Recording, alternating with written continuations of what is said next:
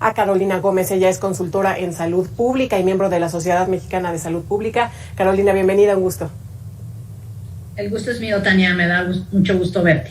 Lo mismo de este lado. Oye, bueno, pues estas cifras que da a conocer hace algunas semanas el INEGI, que bueno, ya se esperaban, ya teníamos parte un poco de idea, sin embargo, pues es mucho más impactante, por supuesto, conocer de cifras oficiales. ¿Qué te parece si comento un poco de lo que da a conocer y después pues lo comentamos? Bien, en México se registraron 1,086,090 defunciones durante 2020.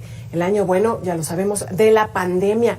La cifra representa un incremento de 45.2% respecto a 2019, cuando se registraron 747,784. Esto implicó una tasa de 86 defunciones por cada 10,000 habitantes el año pasado, cuando esta tasa había sido de tan solo 59 en 2019.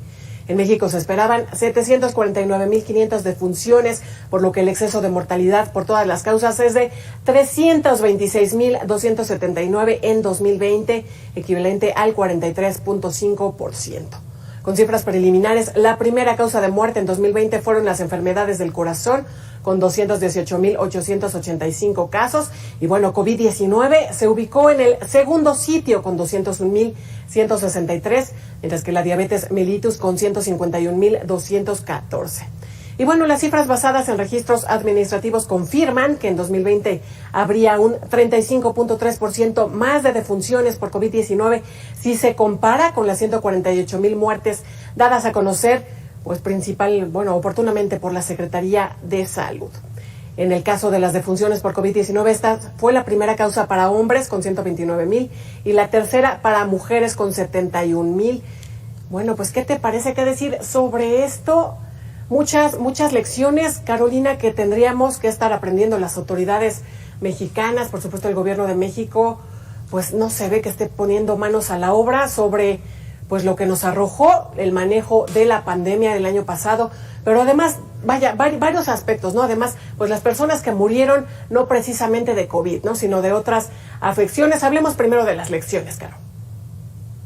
Bueno, mi solidaridad y mi más sentido pésame con esas personas que perdieron a un familiar, y en muchos casos, Tania, a veces hasta 2 o más personas murieron en la misma familia. Y eso es una tragedia. Es una verdadera tragedia desde el punto de vista social y económico para este país. Sobre todo cuando inició la pandemia, tuvimos un plazo suficiente para podernos prevenir de todos estos efectos negativos y letales y catastróficos en muchos momentos. Y sin embargo, lo que ha ocurrido es una disminución del presupuesto a la Secretaría de Salud, una falta de liderazgo y compromiso con la pandemia, y una comunicación de riesgos totalmente equivocada, que no ha sabido transmitirle a la población el peligro que arroja el virus de COVID-19, SARS-CoV-2, que no es nada más un virus, es una enfermedad que afecta en todo, integralmente tu organismo, y que lamentablemente muchas de estas personas que fallecieron murieron en su casa por un eslogan equivocado de quédate en casa. Y la gente pensó, pues quédate en casa porque pues si vas a los hospitales no te vamos a poder atender o no sabemos si hay lugares, y mucha gente también cuentan las experiencias dramáticas de que anduvieron en una ambulancia recorriendo por horas y horas para que recibieran a su familiar. Yo creo que no hemos aprendido nada después de 1 año y medio, desafortunadamente. Hemos visto crecer el número de contagios de una manera verdaderamente trágica la semana pasada, donde en un solo día se registraron casi 25,000 casos confirmados de manera oficial. Y muy probablemente estamos con un número por debajo de la cifra correcta, porque no se están aplicando todavía suficientes pruebas que lo confirmen. Solamente sabemos de las pruebas cuando las personas tienen un síntoma, pero no estamos probando ni confirmando si la gente cercana al enfermo también está transmitiendo el virus. Esto es tremendo, terrible, lo que estamos comentando. Lo que me dices, no hemos aprendido nada en 1 año y medio. Ahí están estas cifras, pues que arrojan el mal manejo, por parte de las autoridades federales en COVID-19. Y bueno, hoy qué estamos haciendo, ¿no? Ya tenemos más de 200,000 personas que han muerto por COVID en nuestro país. Y bueno, la cifra mortal en 35% mayor a lo que nos había dado a conocer la Secretaría de Salud. Y bueno, vemos que todo sigue igual. Estamos en medio de la tercera ola, los números hacia arriba y las cosas siguen igual. ¿Qué tendríamos que estar viendo, Caro? Tendríamos que haber visto una disminución de la movilidad social y en vez de eso vemos fotos dramáticas en el Zócalo de la Ciudad de México encabezando los eventos, las autoridades federales y las autoridades locales de la ciudad más grande de este país, en donde se ha registrado un número importante. No importa que estemos vacunados, no, eso al virus ya quedó demostrado que no es suficiente. De todas maneras nos vamos a enfermar y de todas maneras vamos a ser portadores de contagiar probablemente a nuestros hijos o a nuestros adultos mayores que tienen mayor riesgo. Y me parece pues que el exceso de repeticiones para el regreso a clases también es un despropósito. Y hay desde luego una comunicación errática y fallida desde el punto de vista de salud pública, de insistir en que los niños regresen a clases. Oye, las personas que murieron por otras cosas, bueno, ahí está esta afectación de padecimientos de corazón, lamentablemente que los mexicanos tenemos este padecimiento, y bueno, también de diabetes, ¿no? Estos son pues los primeros 3 sitios, del corazón, de COVID y de diabetes. Pero los que murieron de cosas ajenas a COVID, pues ¿cuál es el mensaje que nos está mandando? Porque bueno, también muchos de ellos murieron en su casa justo pues porque sabemos que todos los esfuerzos han estado encaminados hacia COVID-19. ¿Qué mensajes ves ahí? Pues mira, la reconversión de hospitales, como bien dices, lo que hizo fue aplazar la atención médica en otros padecimientos crónicos incurables de los que casi nadie habla. Ya hablamos de manera muy importante y en las redes sociales se ha generado todo un movimiento en favor de los niños con cáncer, pero hay muchas otras enfermedades, desde luego la diabetes, la hipertensión, la insuficiencia renal, que hoy resaltaba una nota en la que pues le está costando al IMSS una importante derrama económica para atender a esos pacientes, y hay otras como artritis reumatoide, psoriasis, que son igual de discapacitantes, pero que, como bien dices, la reconversión de hospitales aplazó su atención médica. Tenemos que pensar en salud. Hemos hablado ya más de 1 año y medio de enfermedad y muerte, y tenemos que seguir adelante porque no podemos seguir acumulando las cifras y estadísticas, que además, quiero hacer un alto aquí, cuando hablamos de cifras y estadísticas, estamos hablando atrás de ello de personas que se nos fueron, personas muy cercanas, queridas. Todos hemos conocido ya a una persona muy cercana que se nos fue por COVID-19.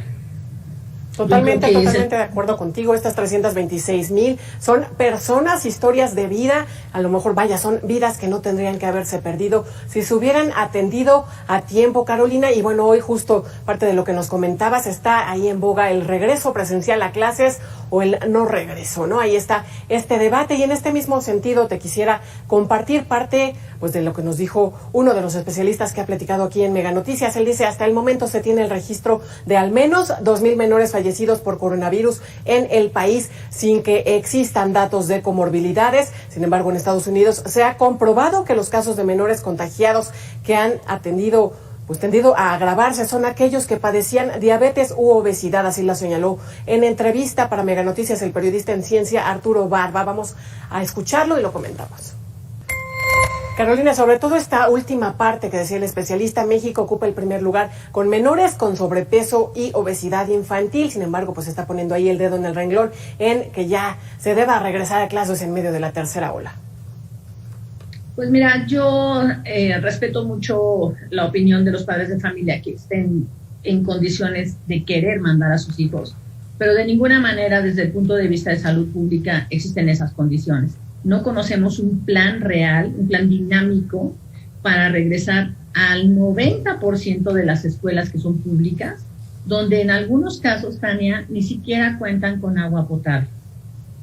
Algunas otras que son privadas, tampoco conocemos cuál es el plan de la sana distancia, si van a contar con medidores de CO2, si vamos a tener los padres de familia que firmar una responsiva y la escuela, ¿de qué se va a responsabilizar?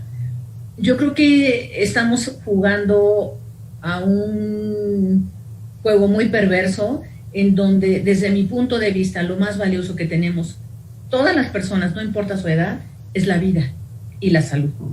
Y en estos momentos, estamos exactamente llegando al pico de contagios, tal y como lo predijo la Universidad Nacional Autónoma de México, que estamos en el día 15, 16, donde iba a haber el pico de contagios, y la gente sigue hablando a una semana de que quieren mandar a sus hijos a la escuela. Yo, siendo experta en salud pública, no lo recomiendo, pero también entiendo que hay otras razones para quererlo hacer sin que conozcan a plenitud cuál es la circunstancia real.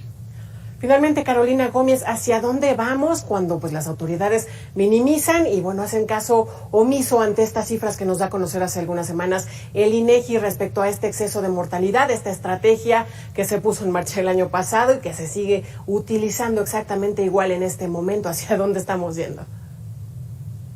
Pues yo espero que podamos llegar a una empatía y a una conciencia social de usar el cubrebocas en todos los lugares públicos, ojalá se hiciera obligatorio en todos los lugares públicos, y mantengamos una sana distancia de 1,5 metros. A veces la gente no entiende qué es 1,5 metros, pero es muy fácil. Contemos 2 pasos de una persona de estatura media y esa es la distancia que debemos tener entre persona y persona. Porque el lenguaje en la comunicación en salud corresponde precisamente a todas estas desafortunadas consecuencias que estamos viviendo, donde no nos explican claramente lo que debemos de hacer. Carolina Gómez, consultora en salud pública y miembro de la Sociedad Mexicana de Salud Pública, un gusto estos minutos con Mega Noticias. El gusto es mío, Tania. Te mando un beso. Excelente tarde. Sin COVID.